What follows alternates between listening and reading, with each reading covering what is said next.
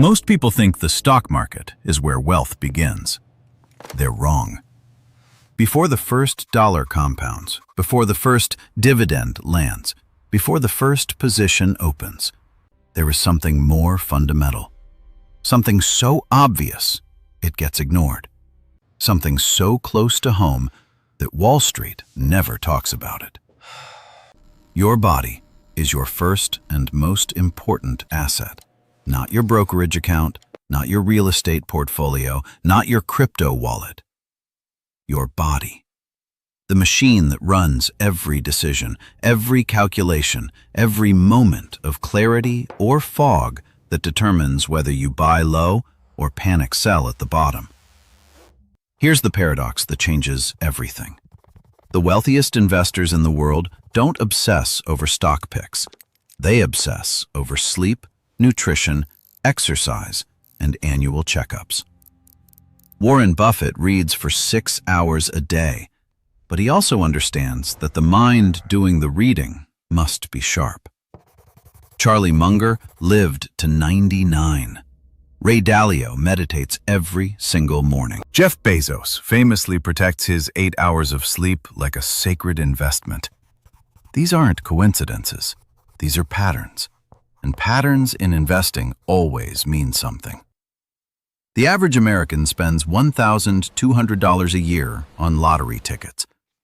The average American spends less than $300 on preventive health care. Think about that ratio. They're betting on randomness while ignoring the one system that generates every dollar they'll ever earn. This is not a moral failure. This is a mathematical one. And mathematics, unlike morality, can be corrected. Think of your health as a rocket on a launch pad. The rocket is your wealth-building capacity, your ability to think, decide, execute, persist, and compound over decades. The fuel is your physical and mental energy. The structural integrity of the rocket, the hull, the wiring, the engine, is your body. You can have the best trajectory calculated. You can have the most sophisticated navigation system. But if the hull is cracked, if the engine is misfiring, if the fuel is contaminated, the rocket doesn't reach orbit. It explodes on the launch pad. Or worse, it limps along at half thrust for 30 years, never reaching escape velocity, burning fuel without gaining altitude. This metaphor isn't decorative. It's the architecture of everything that follows. Because every mechanism we're about to explore, every trap, every cycle, every hidden tax on your potential, comes back to the same physics. A rocket with structural damage cannot reach orbit. A human body running on chronic stress, poor sleep, and deferred medical care cannot compound at full capacity. The math is identical. The stakes are identical. And the solution, as you'll see, is also identical. Invest in the infrastructure before you worry about the trajectory. Let's start with the mechanism that costs you the most money you've never counted. Your brain runs on glucose, oxygen, and sleep. When any of these inputs are compromised, your prefrontal cortex, the part responsible for long-term planning, impulse control, and rational decision-making, goes offline first. Not completely, just partially. Just enough. Just enough to make you slightly more impulsive, slightly more reactive, slightly more likely to check your portfolio at 2 a.m. and make a decision you'll regret by morning. Researchers at the University of Pennsylvania ran a landmark sleep deprivation study and found that subjects operating on 6 hours of sleep per night for 2 weeks performed as poorly on cognitive tests as subjects who had been awake for 48 hours straight. The critical finding wasn't the performance drop. It was that the sleep-deprived subjects didn't know they were impaired. They rated their own performance as normal. They felt fine. They were not fine. Now apply this to investing. You're running on 5 hours of sleep. You feel okay. You open your brokerage app. The market is down 3%. Your amygdala, the brain's alarm system, fires. cortisol spikes. The prefrontal cortex, already running at reduced capacity, loses the argument with the emotional brain. You sell. Or you buy something impulsive. Or you miss the signal entirely because your pattern recognition is blunted. This isn't weakness. This is neuroscience. This is the first hidden tax on your portfolio, and it has nothing to do with expense ratios or capital gains. Call it the Cognitive Depletion Tax. Every night of poor sleep is a withdrawal from your decision-making account. Every chronic stressor that goes unmanaged is a fee charged against your analytical capacity. Every skipped meal, every dehydrated afternoon, every ignored symptom that quietly drains your energy. These are not lifestyle issues. They are financial issues. Because every suboptimal decision you make in a state of physical depletion has a dollar value. And over a decade, over a career, over a lifetime of compounding, that dollar value is staggering. The practical exit from this trap is not complicated. It is, in fact, embarrassingly simple. Sleep 7 to 9 hours. Not as a luxury, as a fiduciary duty to your future self. Treat your sleep schedule with the same discipline you treat your investment schedule. You wouldn't randomly skip your monthly contribution to your index fund. Don't randomly skip your sleep. The return on investment is not metaphorical. It is literal. A study published in the journal Sleep found that well-rested individuals earned, on average, 16% more than their sleep-deprived counterparts in comparable roles. 16%. That's not a rounding error. That's a compounding advantage that, over 30 years, represents a difference in wealth that dwarfs most stock-picking strategies. Now, let's talk about the trap that's even more insidious. The one that doesn't feel like a trap at all. The one that feels like productivity. You know the type. Maybe you are the type. Up at 5 a.m., working until midnight. Skipping lunch because there's no time. Skipping the gym because there's no time. Skipping the doctor because there's definitely no time. Every hour spent on the business, on the portfolio, on the hustle. This feels like discipline. It looks like discipline. It is, in fact, the most expensive form of false economy in the wealth-building playbook. Here's the biology. Chronic overwork without recovery triggers a sustained cortisol response. Cortisol, in short bursts, is useful. It sharpens focus, mobilizes energy, prepares you for action. But chronically elevated cortisol does something catastrophic to the body and the mind simultaneously. It degrades hippocampal neurons, the cells responsible for memory and learning. It suppresses the immune system, making you more vulnerable to illness. It increases visceral fat, which is directly correlated with cardiovascular disease. And it creates a feedback loop of anxiety and impaired judgment that makes every financial decision you make slightly worse than it would otherwise be. This is the Cortisol Compound Effect. And unlike the compound interest in your portfolio, this one works against you. Every week of chronic stress without recovery doesn't just cost you that week. It degrades the substrate, your brain, your cardiovascular system, your metabolic health that all future weeks depend on. You're not just burning the candle at both ends, you're melting the candle holder. The wealthy understand this intuitively, not because they're morally superior, because they've done the math. A CEO who burns out at 52 doesn't get to execute the 10-year vision. A founder who develops type 2 diabetes from chronic stress and poor diet doesn't get to see the IPO. An investor who suffers a cardiac event at 58 doesn't get to enjoy the portfolio they spent 30 years building. The game ends. And all that compounding, all those decades of disciplined investing, gets handed to someone else to manage, or gets liquidated to pay medical bills, or simply stops because the person running the strategy is no longer able to run it. The exit from the cortisol compound effect is recovery as a non-negotiable. Not rest when you're exhausted. Scheduled, proactive recovery.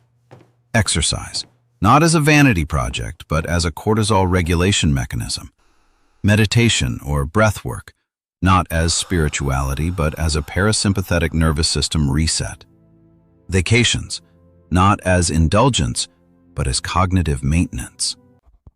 The research on this is unambiguous. A 2019 study in The Lancet found that individuals who exercised 3 to 5 times per week had 43% fewer days of poor mental health than sedentary individuals. 43%.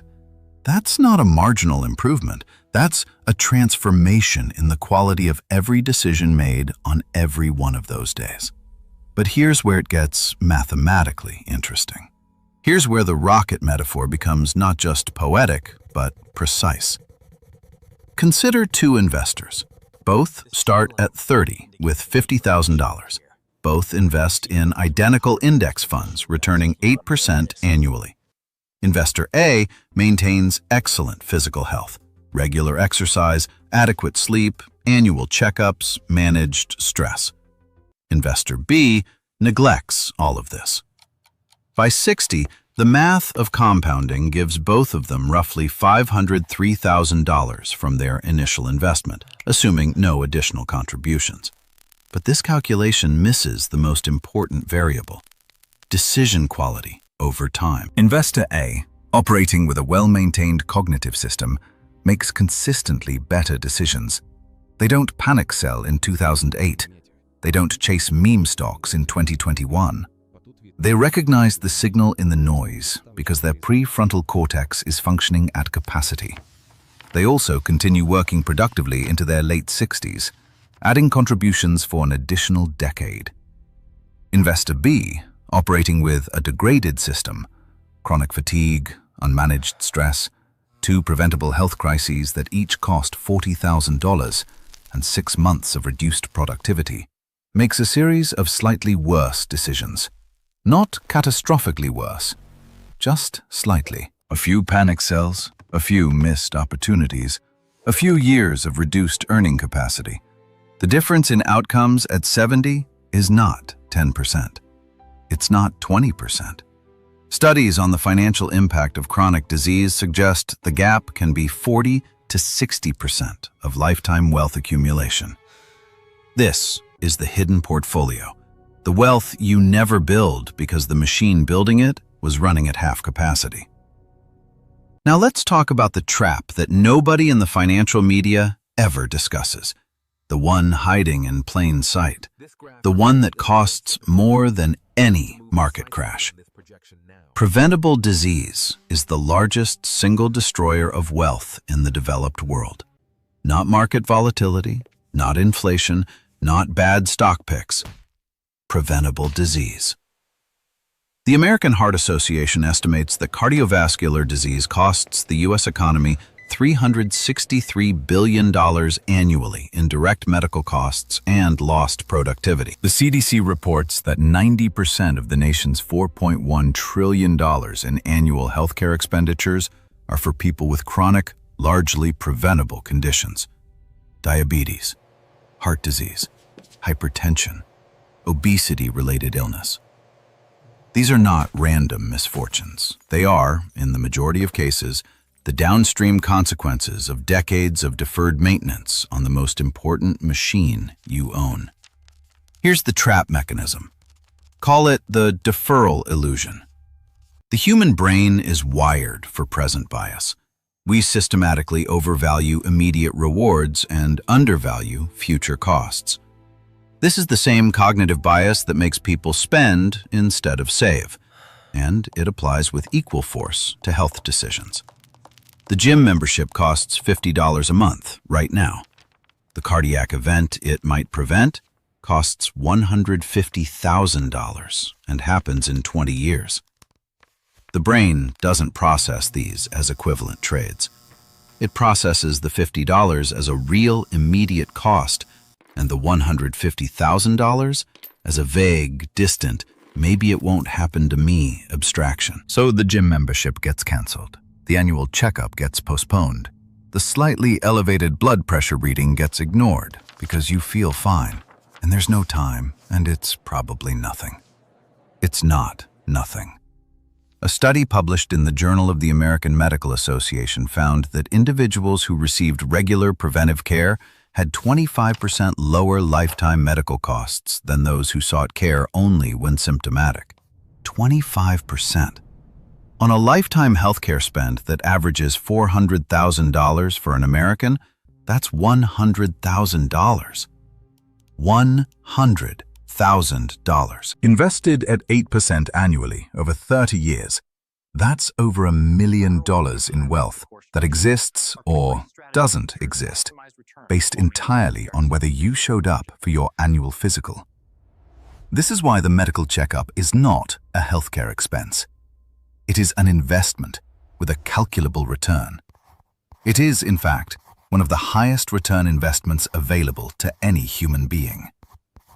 The cost of a comprehensive annual physical, blood work, cardiovascular screening, metabolic panel, cancer screenings appropriate to your age, runs between $300 and $1,500, depending on your location and insurance situation.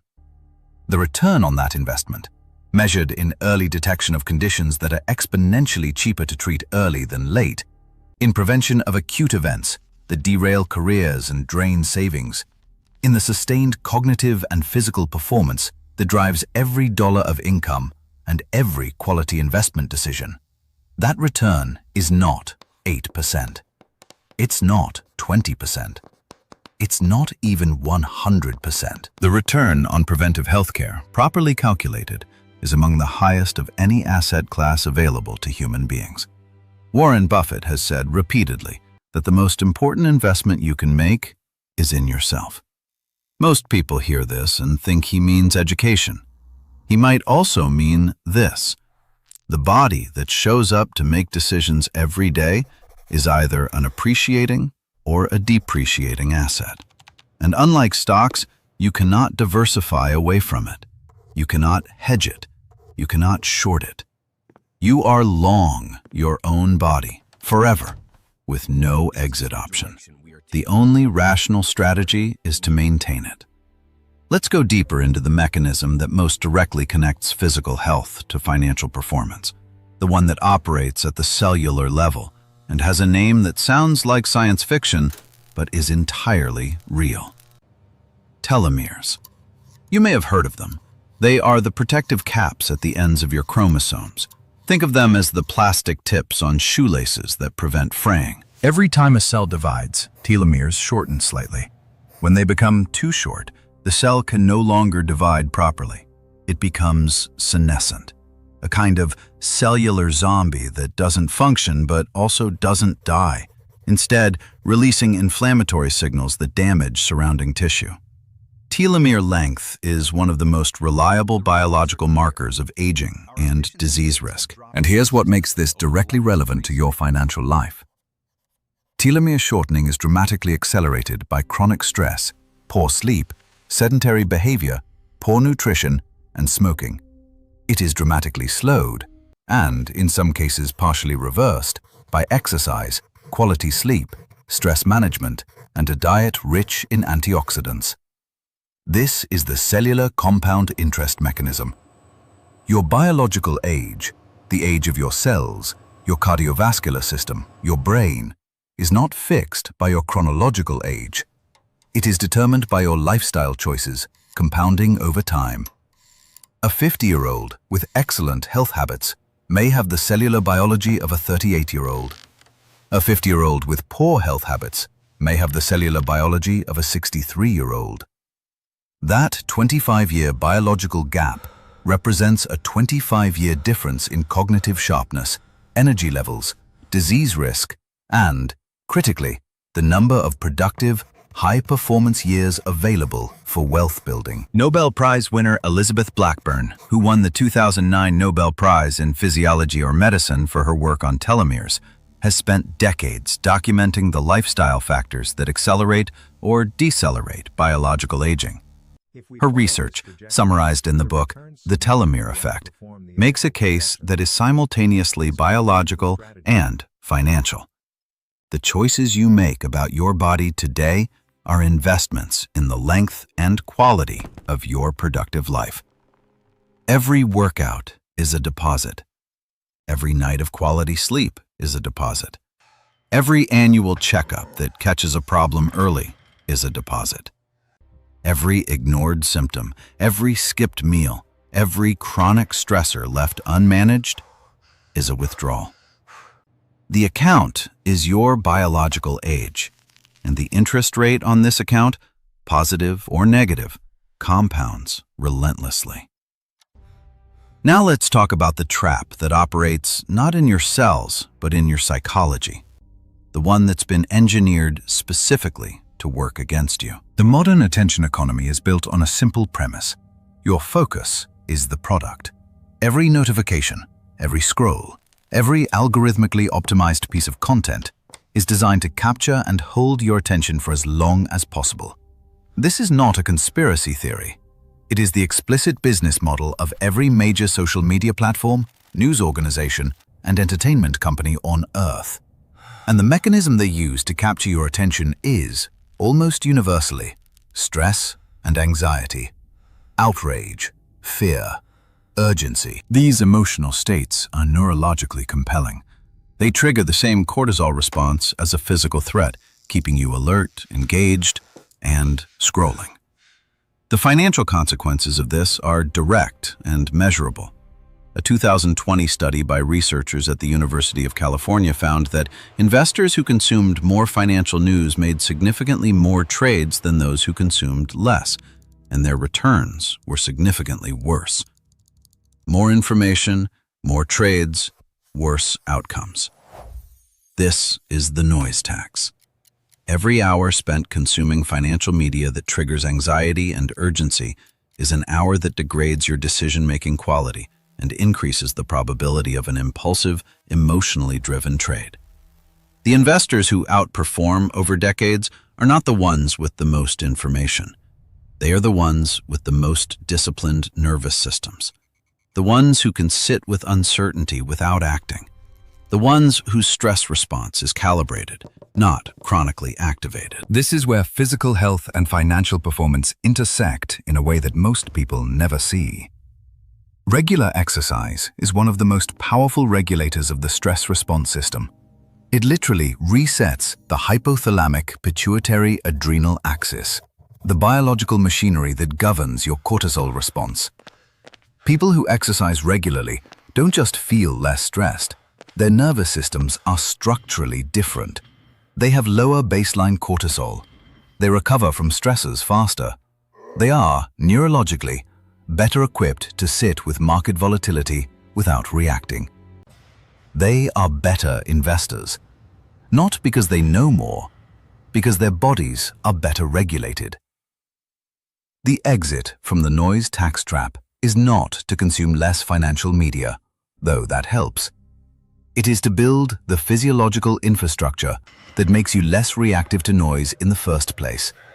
Exercise, sleep, stress management.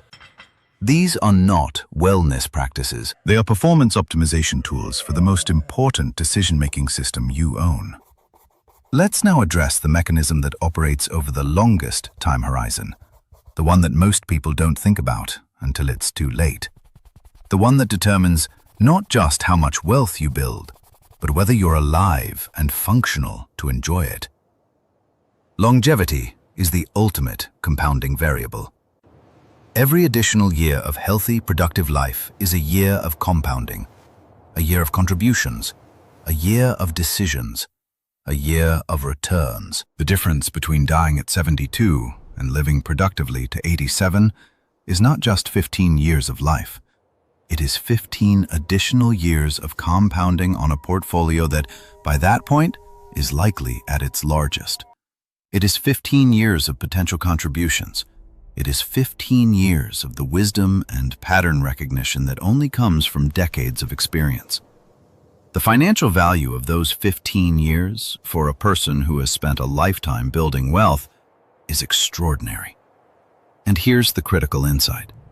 The factors that determine whether you reach 87 in good health versus dying at 72 from a preventable condition are, in the majority of cases, not genetic. They are behavioral. The landmark Nurses' Health Study, one of the largest and longest-running studies of women's health in history, found that 80% of coronary heart disease cases and 91% of diabetes cases in their cohort were attributable to lifestyle factors: diet, exercise, smoking, and body weight. 80%. 91%. These are not marginal numbers.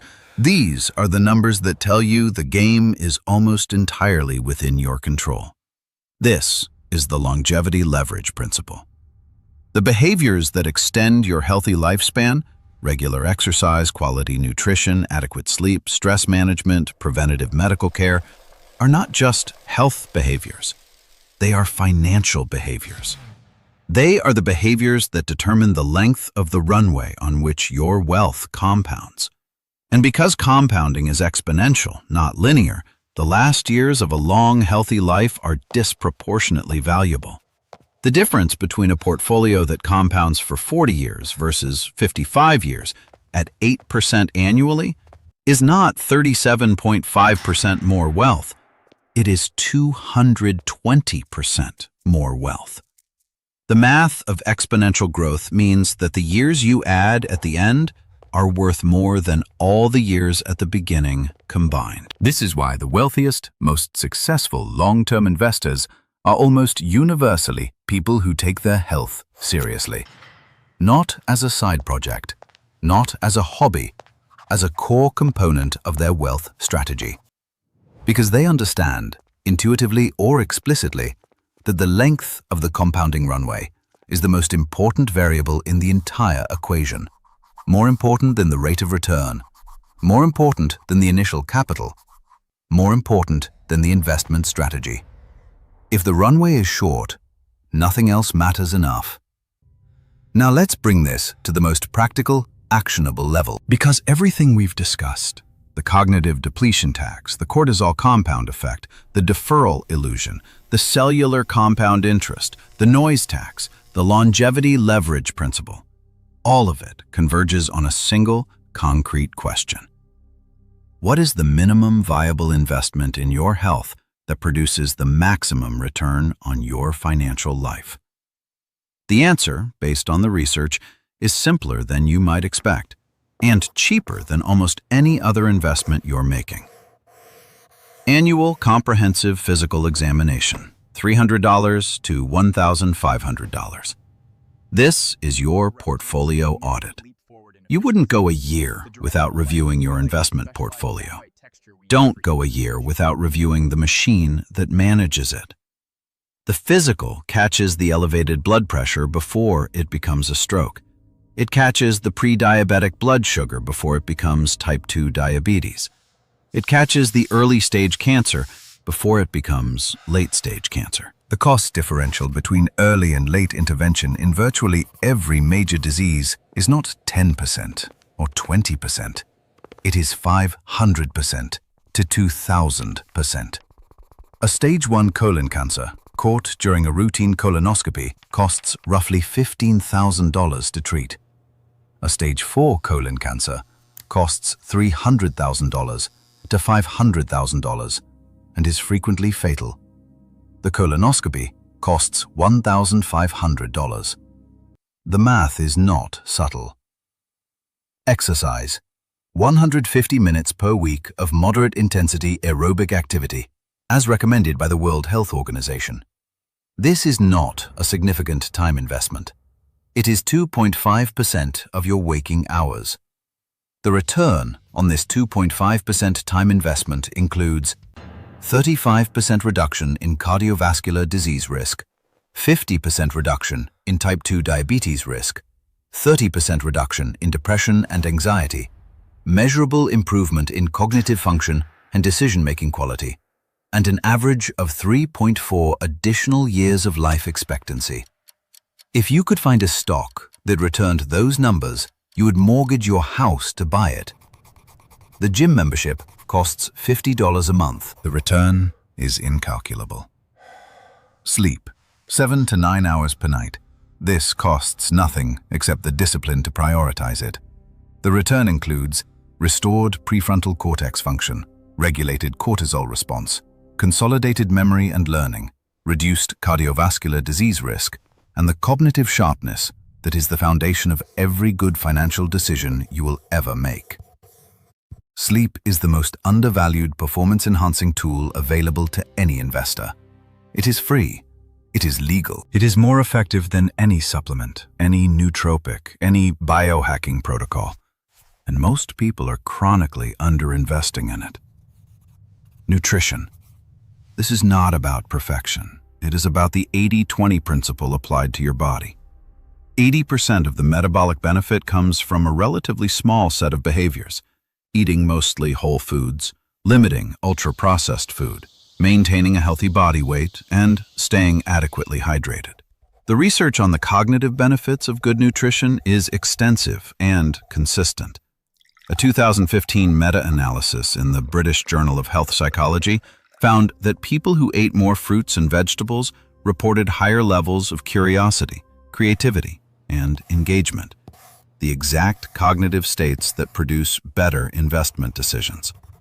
Your diet is not just a health variable, it is a cognitive performance variable.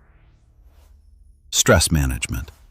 This is the one that most high performers resist the longest because it feels like the opposite of productivity. It is not. It is the foundation of sustainable productivity. The research on meditation specifically is now robust enough to be taken seriously by even the most skeptical empiricist. A 2011 study from Harvard Medical School found that 8 weeks of mindfulness meditation produced measurable increases in gray matter density in the prefrontal cortex and measurable decreases in gray matter density in the amygdala, the brain's alarm center. In plain language, regular meditation literally restructures your brain to be more rational and less reactive. For an investor, this is not a spiritual benefit. It is a structural competitive advantage. Here's the synthesis. Here's where the rocket metaphor becomes not just a metaphor, but a blueprint. The rocket is your wealth-building capacity. The fuel is your energy, physical, mental, emotional. The structural integrity of the rocket is your health. The trajectory is your investment strategy. Most people spend all their time optimizing the trajectory, researching stocks, reading financial news, adjusting their allocation, chasing the next opportunity, while completely ignoring the structural integrity of the rocket and the quality of the fuel. They are doing sophisticated navigation calculations on a vehicle that is slowly falling apart. They are plotting the optimal course to orbit while the hull is cracking and the engine is misfiring. The investors who actually reach orbit, who build and sustain generational wealth over decades, are the ones who understand that the rocket must be maintained first, that the fuel must be clean, that the structural integrity must be preserved, not because they're health fanatics, because they're mathematicians, because they've done the calculation and they know that a rocket running at 60% capacity on a perfect trajectory will always be outperformed by a rocket running at 95% capacity on a good enough trajectory. Your health is not a lifestyle choice. It is a financial strategy. Your annual physical is not a medical expense. It is a portfolio audit with a return on investment that dwarfs most asset classes. Your sleep is not a luxury. It is the maintenance cycle for the most sophisticated decision-making system on Earth. Your exercise routine is not vanity. It is cortisol regulation, telomere preservation, and cognitive performance optimization, packaged in a form that costs nothing but time and discipline. The wealthy don't have better genes. They don't have better luck. They don't have access to investment strategies that you don't. What they have, in many cases, is a longer runway, more years of compounding, more years of high-quality decisions, more years of productive contribution. And that longer runway is not an accident. It is the result of treating the body as the primary asset, the foundation on which every other asset is built. There is a concept in structural engineering called the load-bearing wall. In any building, certain walls are not decorative. They are structural. Remove them, and the building collapses. Your health is the load-bearing wall of your financial life. Everything else, your investments, your income, your business, your relationships, your legacy, rests on it. You can redecorate the rooms, you can upgrade the fixtures, you can add floors, but if the load-bearing wall is compromised, none of the rest matters. The building comes down. Most people treat their health like a decorative wall, something to maintain when convenient, something to renovate when it becomes embarrassing, something to repair only when it fails catastrophically. The wealthy treat their health like a load-bearing wall, something to inspect regularly, something to reinforce proactively, something that is never, under any circumstances, allowed to deteriorate to the point of structural failure. The difference in outcomes between these two approaches is not marginal. It is the difference between a building that stands for a century and one that collapses at 60. It is the difference between a portfolio that compounds for 50 years and one that stops at 35. It is the difference between a life of financial freedom and a life of financial potential that was never fully realized because the machine running the strategy broke down too soon. You are reading this right now with a brain that is either running at full capacity or running at some fraction of it. You are making financial decisions every day with a cognitive system that is either well-maintained or slowly degrading. You are building wealth on a timeline that is either being extended or shortened by choices you make before you ever open your brokerage app. The market will do what the market does. Interest rates will rise and fall. Opportunities will appear and disappear. The macroeconomic environment will shift in ways that no one can predict. These are the variables outside your control. But the quality of the machine making decisions in that environment, the sharpness of the mind, the stability of the nervous system, the length of the productive runway, these are within your control. Almost entirely, almost completely, more than you've been told, more than you've been acting like. This is not a call to become a health fanatic. It is a call to become a rational investor in the most important asset you own. To apply the same discipline, the same long-term thinking, the same compounding logic to your body that you apply to your portfolio. To stop treating your health as a cost center and start treating it as a profit center. To stop deferring maintenance on the machine that generates every dollar you'll ever earn. The door is open. The physics are on your side. Compounding works in biology exactly as it works in finance. Slowly at first, then all at once. Every workout compounds. Every night of quality sleep compounds. Every annual checkup that catches something early compounds. Every stress management practice that keeps your cortisol regulated compounds. The returns are not immediate. They are not dramatic in any single week or month. But over a decade, over a career, over a lifetime, they are the difference between a rocket that reaches orbit and one that never leaves the launch pad. The market will be there tomorrow. The opportunity to invest in your health is available right now, today, in the next decision you make about how to spend the next hour. Schedule the physical. Go to sleep on time. Take the walk. Eat the meal that fuels the brain instead of the one that fogs it. These are not small decisions. They are the decisions that determine the length and quality of the runway on which everything else compounds. The wealthiest asset you own is not in your brokerage account. It never was. It's the machine reading these words right now. Maintain it accordingly.